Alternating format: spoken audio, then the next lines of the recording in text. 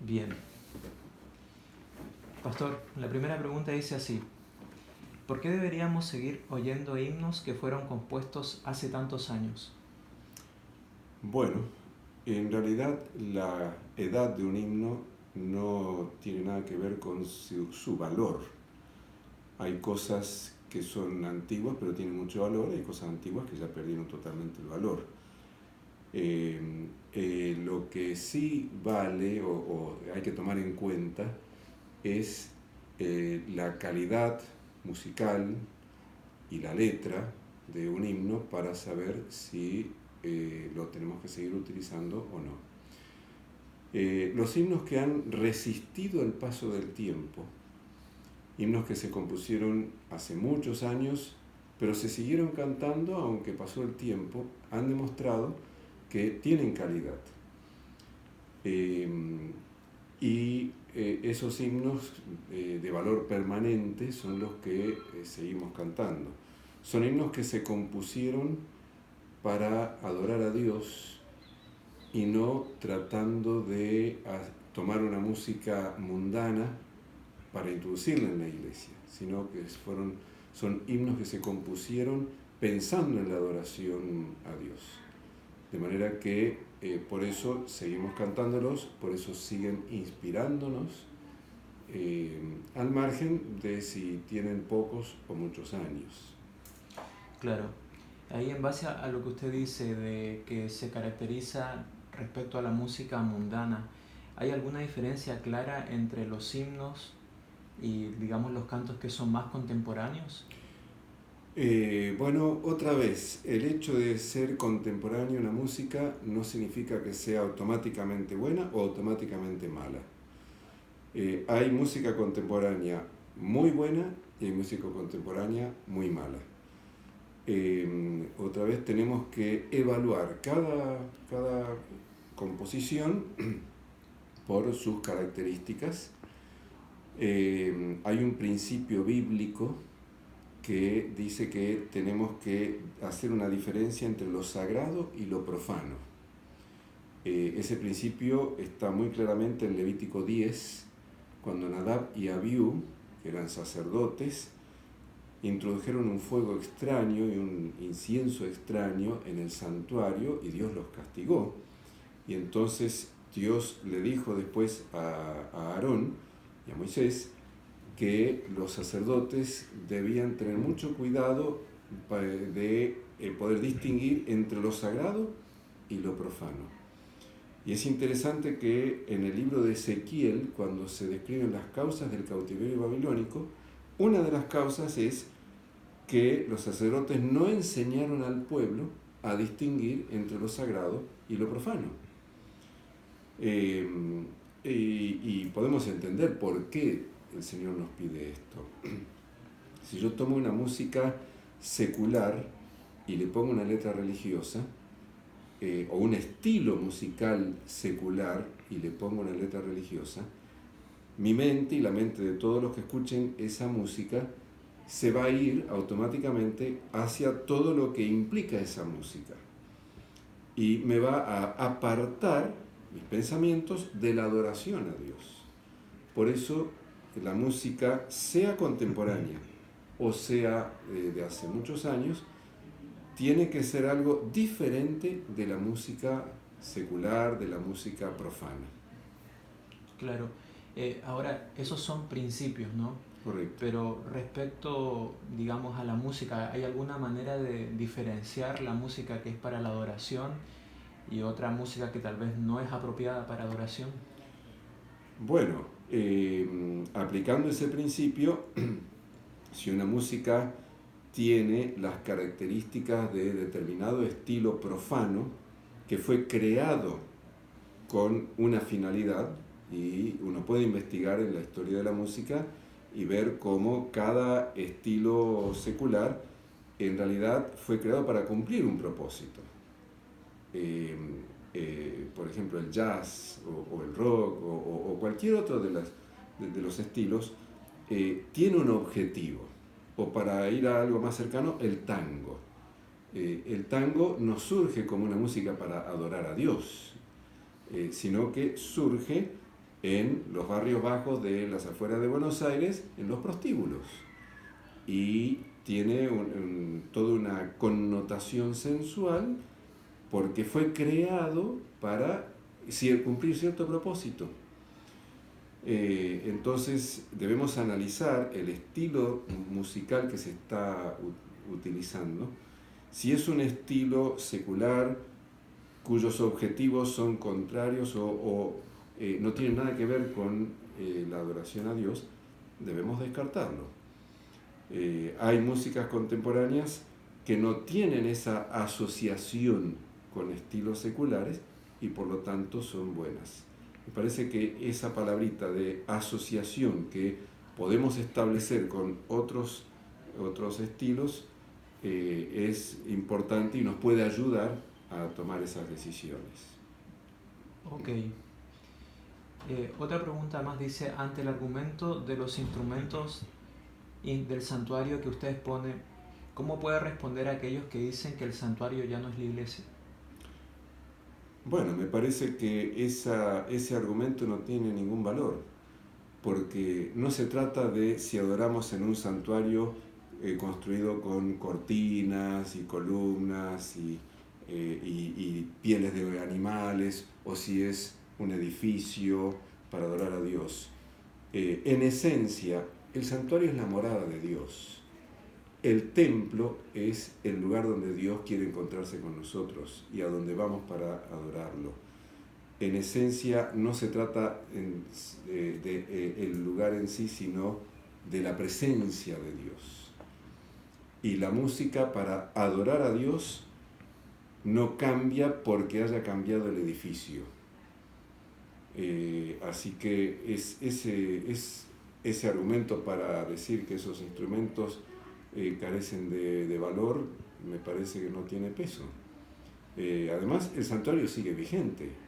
Quienes dicen que el santuario no está más vigente no son adventistas. No creen que hay un santuario en el cielo. Y el santuario celestial es el modelo del cual surgió el santuario terrenal. De manera que usar ese argumento sería lo mismo que decir no tenemos que guardar más el sábado porque el sábado se menciona en el Antiguo Testamento y no en el Nuevo Testamento. Es un argumento que no tiene valor. Claro. No toda la música que es, digamos, la música que no es para adoración, ¿toda es mala? No, hay música secular que no fue escrita para adoración y que no es apropiada para el culto, pero que es buena para escuchar durante la semana, es buena para escuchar si uno quiere en un concierto, es buena para muchos otros objetivos. Y para saber elegir o distinguir entre una música que sea buena o no, podemos aplicar lo que dice Elena de White en cuanto al propósito de la música. Ella habla, no tengo aquí conmigo porque no sabía que me ibas a preguntar esto, pero te lo puedo conseguir muy fácilmente. En el libro Patriarcas y Profetas, cuando ella habla de la escuela de los profetas, ella describe que la música en Israel tenía un propósito santo, tenía el propósito de elevar los pensamientos a aquello que es noble, puro y elevador. Entonces, si cualquier música que queremos escuchar eleva nuestros pensamientos hacia lo que es noble, lo que es puro, lo que es elevador, lo que nos hace mejores personas, va a ser una buena música. Sería aplicar Filipenses 4:8 al terreno específico de la música. Y si somos sinceros realmente con nosotros mismos, nos vamos a dar cuenta que hay música que nos eleva hacia lo que es puro, hacia lo que es noble, y hay otra música que es más degradante, que en lugar de elevarnos, nos lleva hacia otro tipo de pensamientos y actitudes que no son buenas para un cristiano. Claro. Ahora, siguiendo la línea de pensamiento que usted decía, ¿no? Que, digamos, no toda la música contemporánea es mala. Uh-huh. ¿Cuáles son, tal vez, los parámetros que se usaron para seleccionar los nuevos himnos que entraron al himnario? Bueno, la selección de nuevos himnos para el himnario estuvo a cargo de una comisión. Yo participé de esa comisión, dirigí la comisión, pero no fui el único. Entonces hubo mucha gente que sugirió, además se invitó a músicos de las tres Américas que quisieran hacer sugerencias, y de hecho se recibieron sugerencias, se analizaron esas sugerencias. En algunos casos, como la comisión estaba integrada por representantes no solo de Sudamérica, sino también de Interamérica y de Norteamérica, se tomó en cuenta la opinión de los distintos representantes de la comisión para elegir los himnos o las canciones que se incorporaron, tratando de aplicar los criterios que yo te he mencionado antes. Creo que en la mayoría de los casos se ha podido hacer una buena selección. Con el paso del tiempo uno se da cuenta, porque el himnario ya tiene 9 años, con el paso del tiempo uno se da cuenta que algunos de los que se eligieron quizás no eran tan buenos, como pasa siempre cuando uno hace algo y andando el tiempo, mirando en forma retrospectiva, uno dice, oh, quizás esto podríamos haberlo hecho de esta otra manera. Pero creo que hay una buena cantidad que sí son valiosos, se cantan y creo que le hacen bien a la iglesia. Ok. ¿Vos tenés alguna pregunta? Sí. Bueno, pastor, muchas gracias entonces por su tiempo, por su disposición también. Con todo gusto. Uh-huh. Bueno, hay algo que no me quedó un poco claro. El tema de... No, esto más que nada... Para ti. Para mí, exactamente. Como cristiano, sabemos que escuchar música cristiana, obviamente buscar música cristiana que nos eleve a Dios, y dejar de escuchar todo lo que es música mundana. Pero para los jóvenes a veces la música es muy importante, entonces sabemos que música mundana no, pero música secular que a lo mejor no alcanza a llegar a ser mundana, con música romántica o una música hacia tu pareja, hacia la esposa, esa música se deberían dejar de escuchar también y solamente escuchar música cristiana. Bueno, yo no tengo mucha cultura en cuanto a eso porque no escucho ese tipo de música, así que no sé bien a qué te refieres. Habría que evaluar, como siempre, la música por un lado y la letra por el otro lado.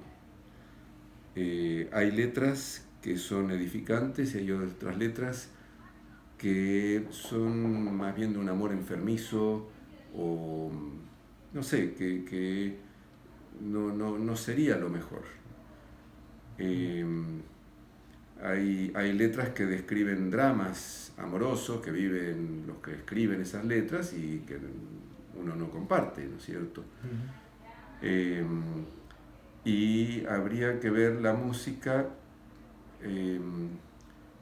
analizándola con los criterios que yo te planteaba, si es una música que me eleva hacia lo que es más noble, lo que es más puro, o si es una música que más bien tiene un efecto negativo, ¿no es cierto?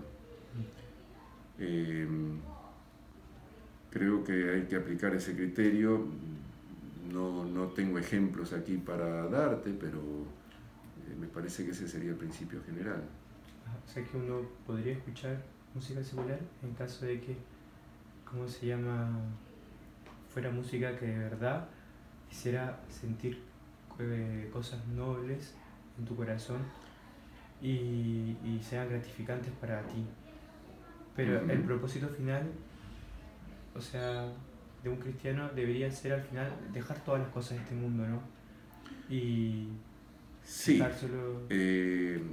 si bien cuando decimos dejar todas las cosas de este mundo nos referimos a todas las cosas pecaminosas de este mundo. No significa que no podemos escuchar nada que no sea nada secular. A ver, por ejemplo, hay música clásica muy buena, no es religiosa, pero no por eso la voy a dejar de escuchar.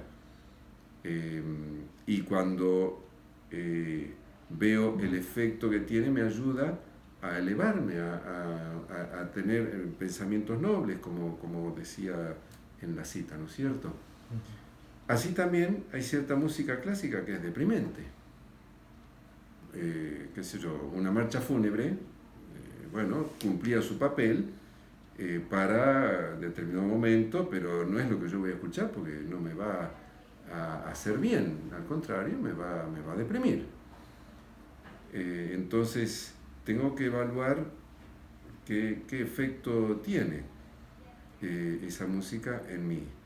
En la música contemporánea hay una característica que es muy común a todo lo que es contemporáneo, y es la repetición obsesiva de un patrón rítmico y de un patrón melódico y armónico que constantemente se repite. Una cosa así finalmente termina siendo exasperante, irritante. Eso es un aspecto que quizás uno no se da cuenta, pero después de bastante tiempo de escuchar eso, uno termina,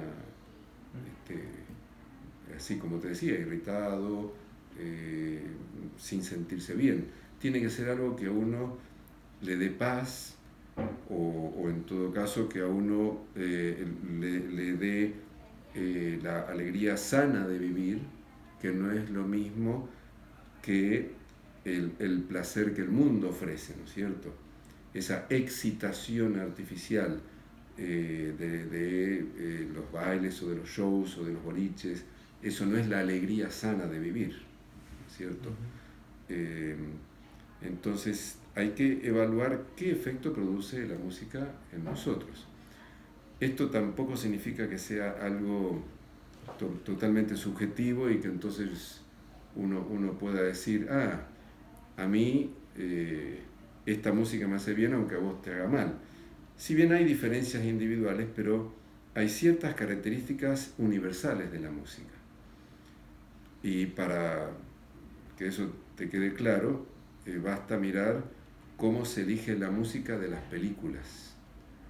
Las películas tienen un acompañamiento musical muy bien elegido, que cuesta mucho dinero, pero ese acompañamiento musical se elige porque ya se sabe que cierta música a todos los que van a mirar la película les va a producir cierta sensación, cierto estado de ánimo, ciertos sentimientos.